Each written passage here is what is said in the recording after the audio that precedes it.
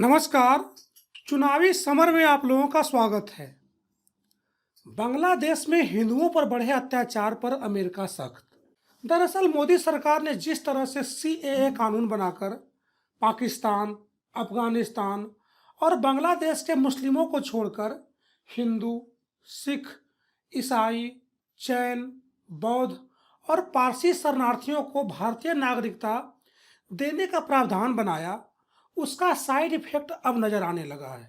दरअसल इसमें मुस्लिम समुदाय के लोगों का शामिल नहीं होना विपक्ष सहित कई लोगों को नागवार गुजरा। लोगों ने इसके लिए प्रदर्शन भी किया कि सीएए में बदलाव किया जाए, लेकिन मोदी सरकार किसी की मांगों को स्वीकार नहीं किया।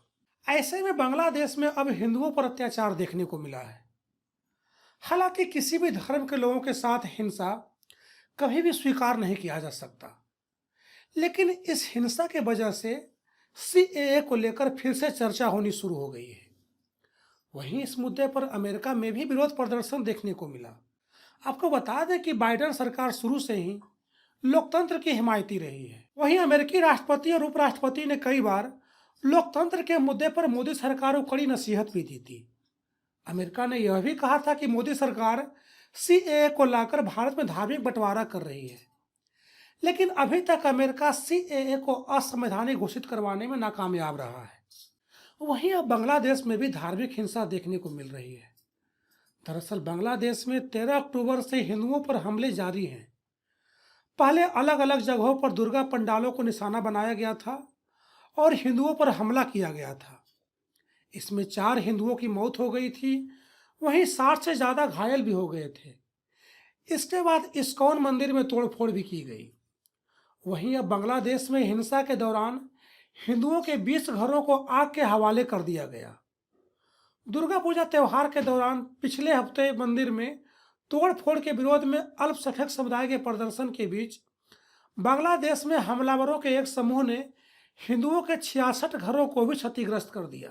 ऐसे में अमेरिका में बांग्लादेशी हिंदुओं ने अपने मूल देश में अल्पसंख्यक समुदाय के सदस्यों को निशाना बनाकर की जा रही हिंसा के खिलाफ विरोध दर्ज कराया है।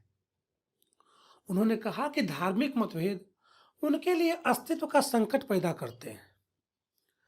जाहिर सी बात है कि बांग्लादेश में जिस तरह से हिंदुओं पर अत्याचार बढ़ा है वह कहीं से भी सही नहीं है, लेकिन अब मोदी सरकार को भी यह एहसास होना चाहिए कि जिस तरह हिंदुओं पर अत्याचार को देखकर भाजपा या अमेरिका चिंतित है, उसी तरह से भारत में जब अन्य धर्म और संप्रदाय के लोगों के साथ अत्याचार होता है तो उन्हें भी ऐसा ही महसूस होता है।